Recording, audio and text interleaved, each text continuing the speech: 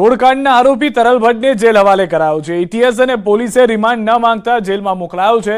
4 દિવસના રિમાન્ડ પૂર્ણ થતા આરોપીને કોર્ટમાં રજૂ કરાયો હતો। સેશન્સ કોર્ટમાં જામીન માટે આરોપી કરશે અપીલ।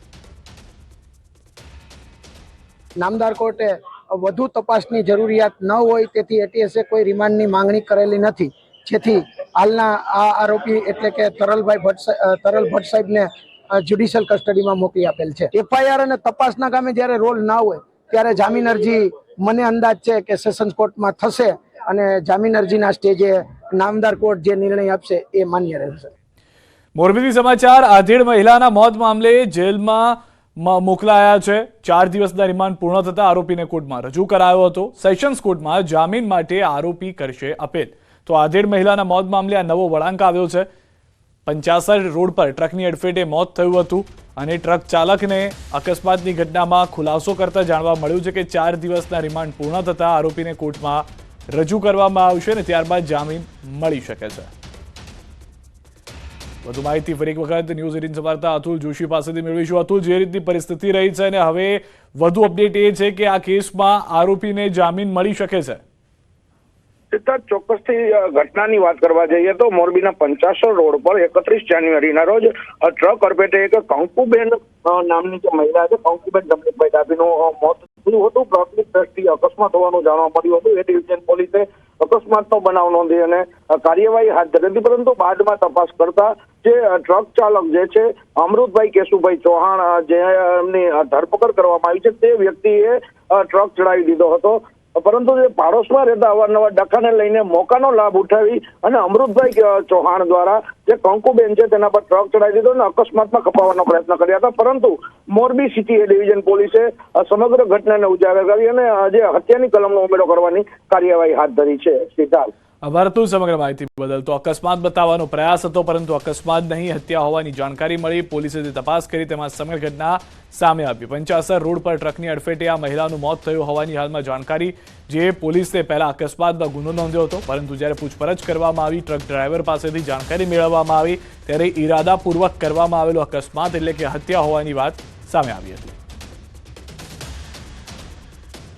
મહેસાણાથી સમાચાર। એસપીજીએ લગ્ન નોંધણીના કાયદામાં સુધારાની માંગ કરી છે। મહેસાણાના સાંથલ ગામે સર્વ સમાજની ચિંતન શિબિર, દીકરીઓને રામચંદ્ર ભગવાનની ભૂમિ પર સોગંદ લેવડાવ્યા, માતા પિતાની મંજૂરી વગર લગ્ન નહીં કરવાનો સંકલ્પ। કાર્યક્રમમાં ગ્રામજનોએ પણ સમર્થન જાહેર કર્યું। લગ્ન નોંધણીનો કાયદો જ્યાં સુધી સરકાર ના લાવે ત્યાં સુધી ગુજરાતના તમામ તાલુકા જિલ્લા કક્ષાએ અમે આ રીતે સંમેલનો કરીશું અને તો પણ જો સરકાર નહીં માને તો ગાંધીનગર, અમદાવાદની અંદર મહાસંમેલન બોલાવીને જ અમે જંપીશું। માંગરોળમાં નોવેલ્ટીમાં ચોરીનો નિષ્ફળ પ્રયાસ। વાંકલ ગામે ચોરીની ઘટના સીસીટીવીમાં કેદ થઈ।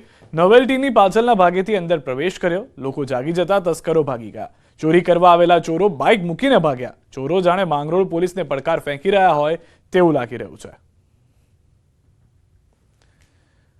પાદરા ભાજપના ધારાસભ્યના ભાઈ પર મારામારીના આક્ષેપનો મામલો।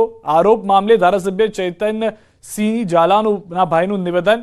હરેન્દ્રસિંહ ઝાલાએ સમગ્ર મામલે આપ્યો ખુલાસો। મેં માર નથી માર્યો, મારા ભાઈને બદનામ કરવાનું ષડયંત્ર। કોઈ ઢોર માર મારવામાં નથી આવ્યો, આખી વાત વાહિયાત છે। મારો નાનો ભાઈ ધારાસભ્ય છે, એને બદનામ ચૈતન્યસિંહ ઝાલાને બદનામ કરવા માટે થઈને આખું ષડયંત્ર છે અને આ ષડયંત્રની પાછળ કોઈનો દોરી સંચારો એવું મને લાગી રહ્યું છે। વડોદરામાં કપાસની ખરીદીમાં ભ્રષ્ટાચારના આક્ષેપ કરવામાં આવ્યા છે। સરકારે ઠેકાના ભાવે કપાસ ખરીદીના આદેશ કર્યા હતા। ડભોઈના સીસીઆઈના કપાસના સેમ્પલ વારંવાર રિજેક્ટ કરી રહ્યું છે। અધિકારીઓ ખેડૂતોને કપાસ પ્રાઇવેટ વેપારીને આપી દેવાની સલાહ આપી રહ્યા છે। સીસીઆઈના અધિકારીઓ ખેડૂતોના કપાસ ન ખરીદી રહ્યા હોવાથી ખેડૂતોમાં રોષ જોવા મળ્યો, જેથી તમામ ખેડૂતો સીસીઆઈ સેન્ટર પર એકઠા થઈ હોબાળો મચાવ્યો હતો। ડભોઈમાં વેગા ખાતે શ્રીજી ફાઈબર કંપનીમાં સીસીઆઈની ખરીદી કરવાનું નક્કી કરેલું છે, જેમાં અધિકારીઓના પાપે ખેડૂતોને હેરાન થવું પડે છે।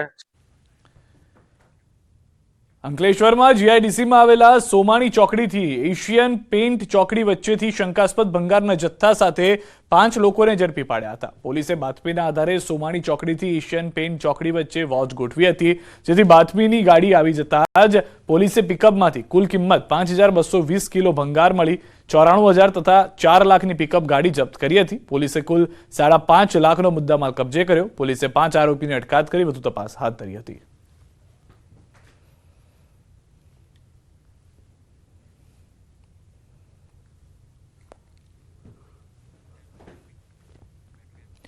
આણંદના ખંભાતમાં આવેલા કલમસર ગામ પાસે આવેલી રોહન ડાઇઝ કેમિકલ કંપનીમાં વારંવાર ગેસ લીકેજની ઘટના બને છે.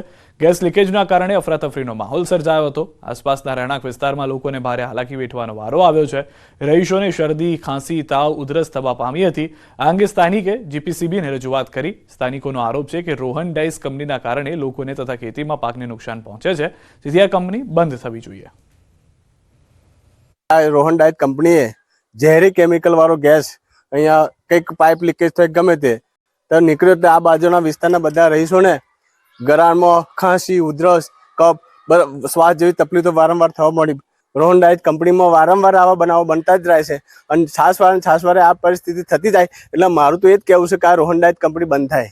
એ કેમિકલમાં પાણી ભરવાથી ઉત્પન્ન થયેલ અને જેને કારણે HCl ગેસ રિલીઝ થયેલ આજુબાજુના વિસ્તારમાં. પ્રદૂષણ નિયંત્રણ બોર્ડને જેવી સૂચના મળી એટલે અમારી ટીમે ત્યાં જઈ અને ઘટનાની ઇન્સ્પેક્શન કરેલ.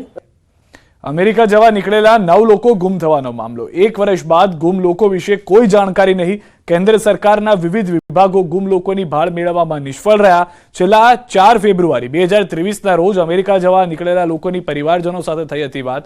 હાઈકોર્ટના આદેશ બાદ કેન્દ્ર સરકારે દાખલ કર્યો હતો જવાબ. ડોમિનિકન રિપબ્લિક, ડોમિનિકા, એન્ટિગ્યુઆ સહિતના દેશો અને ટાપુઓ પર એજન્સી દ્વારા કરાઈ છે તપાસ. 1 વર્ષ બાદનો સ્ટેટસ રિપોર્ટ હજુ રજૂ કરવા કર્યો છે હુકમ. 14 ફેબ્રુઆરીના રોજ હાઈકોર્ટમાં સુનાવણી હાથ ધરાશે. જે ભારતીયો જે છે, જે લોકો મિસિંગ છે, એ લોકો કોઈ ડિટેન્શન સેન્ટરમાં, કોઈ અઝાઇલમમાં કે કોઈ રીતે ઇલીગલી એમને ક્યાંય ડિટેન કરવામાં આવે તો પણ એમની ભાળ મેળવવામાં આવે. તમામ એજન્સીઓ તમામ દેશોની તમામ ટાપુઓની કામ કરી રહી છે, પણ આજ દિન સુધી સમહાઉ એના માટે સફળતા નથી મળી રહી. અરવલ્લીથી સમાચાર. વાત્રક ડેમમાંથી છોડાયું પાણી. કેનાલમાં 180 ક્યુસેક પાણી છોડાયું. સિંચાઈ વિભાગે 4થા તબક્કાનું પાણી છોડાયું. માલપુર અને બાયડના 70થી વધુ ગામને ફાયદો. 2000 હેક્ટર જમીનમાં મળશે સિંચાઈનું પાણી. બાયડ, માલપુર તાલુકામાં ખેડૂતોમાં આનંદ. વિધાનસભામાં પ્રફુલ પાનસેરિયાએ સંકલ્પ રજૂ કર્યો. અભ્યાસક્રમમાં ગીતા સાર દાખલ કરાશે. ધોરણ 6 થી 12ના અભ્યાસક્રમમાં દાખલ કરાશે. શિક્ષણ રાજ્યમંત્રીએ સંકલ્પ રજૂ કર્યો. જોકે શિક્ષણ મંત્રી સરકારી સંકલ્પ રજૂ કરે તે દરમિયાન કોંગ્રેસે વાંધો ઉઠાવ્યો. કોંગ્રેસ વિપક્ષ નેતા અમિત ચાવડા, શૈલેષ પરમાર સહિત અર્જુન મોઢવાડિયાએ વાંધો ઉઠાવ્યો.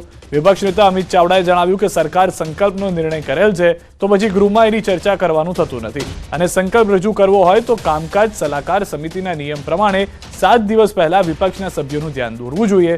બીજી તરફ અર્જુન મોઢવાડિયા બોલવા ઊભા થયા ત્યારે અધ્યક્ષે તેમને રોક્યા. અધ્યક્ષે કહ્યું અર્જુન મોઢવાડિયાને કે અર્જુન ક્યારેય ગીતાનો વિરોધ ન કરે.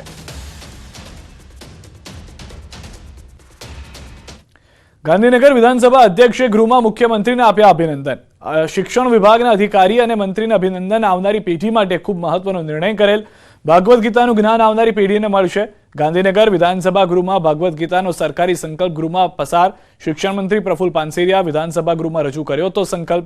90 મિનિટના સંકલ્પમાં ઘણા ધારાસભ્યોએ આપી હતી સંકલ્પ પર પોતાની પ્રતિક્રિયા. વિના વિરોધ સરકારી સંકલ્પ ગૃહમાં રજૂ કરવામાં આવ્યો. ઔદ્યોગિક એકમોમાં અકસ્માતની ઘટના પર ગૃહમાં ચર્ચા કરવામાં આવી. અમદાવાદમાં છેલ્લા 2 વર્ષમાં 30 અકસ્માતમાં 30ના મોત. વર્ષ 2022માં 18 દુર્ઘટનામાં 18 શ્રમિકો ગુમાવ્યા જીવ. વર્ષ 2023માં 12 અકસ્માતમાં 12 શ્રમિકોના મોત થયા. વર્ષ 2022માં 16 એકમો સામે 77 ફોજદારી કેસ દાખલ. વર્ષ 2023માં 11 એકમો સામે 11 ફોજદારી કેસ દાખલ. ખેડા જિલ્લામાં 1 વર્ષમાં 2 દુર્ઘટનામાં 2 શ્રમિકોના મોત. ખેડામાં 1 એકમ સામે કેસ દાખલ કરાયો. ખેડાની અન્ય દુર્ઘટનામાં મૃત્યુના કારણની તપાસ ચાલુ. ઔદ્યોગિક એકમોમાં દુર્ઘટના અટકાવવા સરકાર કાર્યરત. દુર્ઘટનાઓને અટકાવવા સેફટી સેમિનારોનું સરકારે કર્યું આયોજન. રાજ્ય સરકાર દ્વારા લોકોની આરોગ્યલક્ષી સુખાકારી માટે વિવિધ યોજનાઓ અમલમાં મૂકી છે, જે અંગે આરોગ્ય મંત્રી ઋષિકેશ પટેલ દ્વારા વિવિધ માહિતી આપવામાં આવી. સગર્ભા માતા અને તેના બાળકની કઈ રીતે સાર સંભાળ રાખવી તે માટે કિલકારી અને મોબાઈલ અકાદમીનો ગુજરાતમાં પ્રારંભ કરાવવામાં આવ્યો. આ કિલકારી અને મોબાઈલ અકાદમીમાં આશા ડાયરી સહિત મોબાઈલમાં મળશે. પ્રસૂતા પહેલા અને પછી મહિલાને કઈ કાળજી રાખવી સહિત મોબાઈલમાં માહિતી આવશે. દર સપ્તાહે ગર્ભવતી મહિલાઓને કિલકારી દ્વારા કોલ કરી માહિતી આપવામાં આવશે. આ કુપોષણ ઘણા પ્રયત્નો કરીએ છીએ, સરકાર તરફથી પણ પ્રયત્ન થાય છે, પરંતુ એ જીવન વ્યવસ્થાની અંદર રહેણીકરણીમાં, ખાવા પીવાની, રહેન સહેનમાં આ વસ્તુઓ જો ઇનબિલ્ટ ના થાય તો એક વખત કુપોષણમાંથી બહાર આવેલું બાળક, બહાર આવેલી આપણી સગર્ભા માતાઓ અથવા તો યુવતીઓ પણ સમય જતા એ ફરીથી કુપોષણનો શિકાર બનતી હોય છે. મારું ગામ કુપોષણ મુક્ત ગામના નારા સાથે સમાજના લોકો પણ જોડાય, રાજનીતિજ્ઞ ચૂંટાયેલા પ્રતિનિધિઓ જોડાય તો ખૂબ ટૂંકા ગાળામાં આપણે ડ્રાસ્ટિક ચેન્જ ગુજરાતમાં લાવી શકીશું.